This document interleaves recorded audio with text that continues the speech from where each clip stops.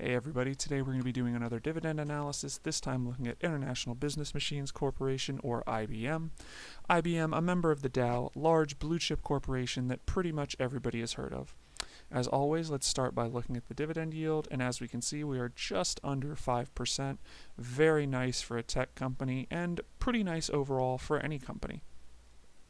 If we take a look at our dividend history here, we can see that it has been increasing over the last 8 years and beyond that, but we just have the 8 years here.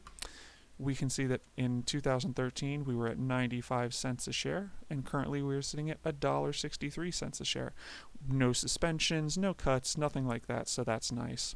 One thing of note here is that while the increases were pretty healthy back towards the beginning of the 2010s, we can see 15 cents up down to 10 cents. We have slowed significantly down to just 1 cent increase in 2020. Of course, perhaps that's related to certain events, but it is a little concerning to see that the dividend increases have been slowing so much and so consistently over time. So if you're a dividend growth investor, this might be concerning to you, something to keep an eye on, something to be aware of. Now let's take a peek over at cash flow and see if they can afford that dividend. Here we are down in our free cash flow line, and we can see that our cash flow has been increasing over the past 5 years from $13.5 billion up to $15.5 billion. We do have a slight dip in 2018, but there was a rebound up to our current $15.5 billion, so that's pretty good there. Now let's take a look at our free cash flow ratio. And IBM paid out $5.81 billion in dividends last year. And if we divide that by 15.58, we can see that they're at 37%, well below our 50% ideal range. So in terms of cash flow, their dividend is very easily covered. No issues there, nothing to worry about in that way. Now let's take a look over at our income and see if they can afford it that way. We go down to our net income, we can see 5.5, and already we see a slight problem, but let's divide 5.81 by 5.5, and we see that they are paying out of their income over 100%. What does this mean? That means that the money coming in income after taxes and expenses is not enough to support that dividend. What does that mean? That means that if they continue to only make this much or less, they're going to be paying out more in dividends than they are making, which is an unsustainable business model. Now, last year was an anomaly for many companies, so this is something to watch. But where are they getting their money from? Well, IBM has a few different business segments. The largest is their cloud software and cloud computing segment, which makes up over 30% of their income. They also make money from their IT infrastructure, from their systems, which is semiconductors and operating systems, and from their financing segment.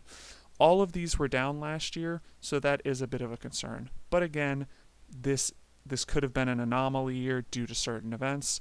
What we really want to do is we want to look at 21, and we want to see this number go up. We definitely want to see it over $5.81 billion, which is what they paid in dividends last year. It doesn't necessarily need to get back to its $9.5 billion mark that it was in 2019, but we really want to see that shoot up 10, 20, maybe 30% to show that last year was an anomaly and that in the future their income is going to be able to support their dividend. One other thing to note about IBM is their balance sheet. They currently have $39 billion in assets current assets, and $39.8 billion in current liabilities. What does that mean? That means that they have less money on hand than they need to pay their debts. This is something to not necessarily worry about, but to be aware of for a dividend stock. If a company has more debt than they do cash on hand to pay those debts, they're going to need to use their cash flow to pay down that debt. That means that your dividend increases are again going to likely be smaller. Another 1, 2, 3 cent increase is likely if the company needs to pay down their debt. The higher that ratio of liabilities to debt, the more of a chance that the dividend is not going to be increased. So that's something to also be aware of. So what's our takeaway here?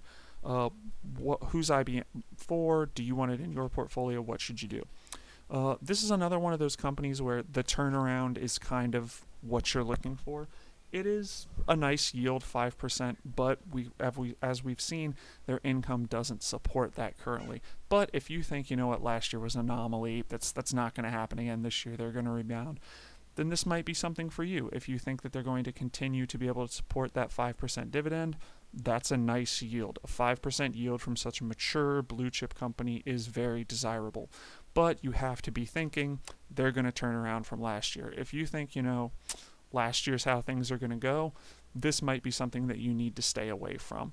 It's really going to depend on how you feel about the company's future prospects compared to, is last year an anomaly or not. Thanks for watching, and I'll see you next time.